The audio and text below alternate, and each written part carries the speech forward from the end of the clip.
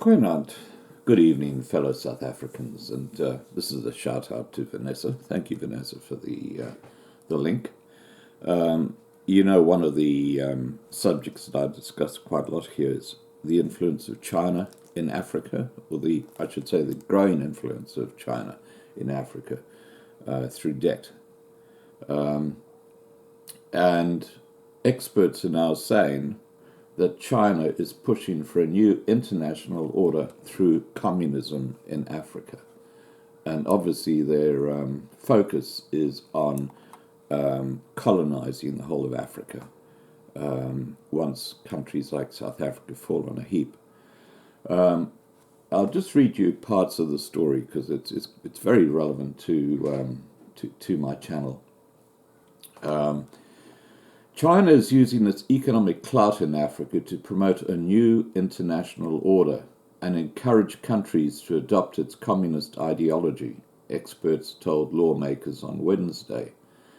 While testifying before Senate Armed Services Subcommittee on Emerging Threats and Capabilities, Judd Devermont, the director of the Africa program at the Center for Strategic and International Studies, or CSIS, think tank, acknowledged that not all Chinese activities in Africa are anti-ethical to US goals, noting that some are neutral or complementary to US objectives and may actually benefit American interests. Nevertheless, some of the witnesses noted that Communist China is actively pursuing a new Beijing-led order on the African continent. Yan Sun, co-director the director of the East Asia and China program at the Stimson Center think tank, told lawmakers via written testimony, through its economic engagement, China is pursuing a targeted list of political, ideological, and strategic goals in Africa. As China's global ambition grows under President Xi Jinping, Africa is increasingly tied into the Chinese orbit that advocates for a new international order and a community of common destiny.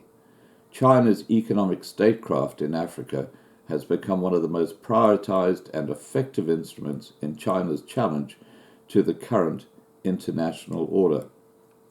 Now, the article continues to discuss this aspect of China's influence in Africa.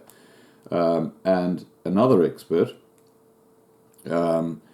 Joshua Meserev at the Heritage Foundation think tank, warned that Chinese activities in Africa would undermine America's efforts to promote democracy, telling lawmakers Beijing's activities create an influence towards and facilitation of illiberal governance in Africa.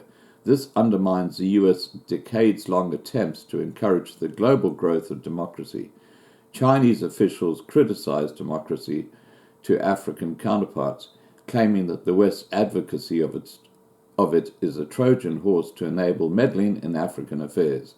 Chinese officials have also blamed multi-party democracy for bringing chaos and poverty to Africa, and cheer what they see as the continent's increasing rejection of Western-style democracy.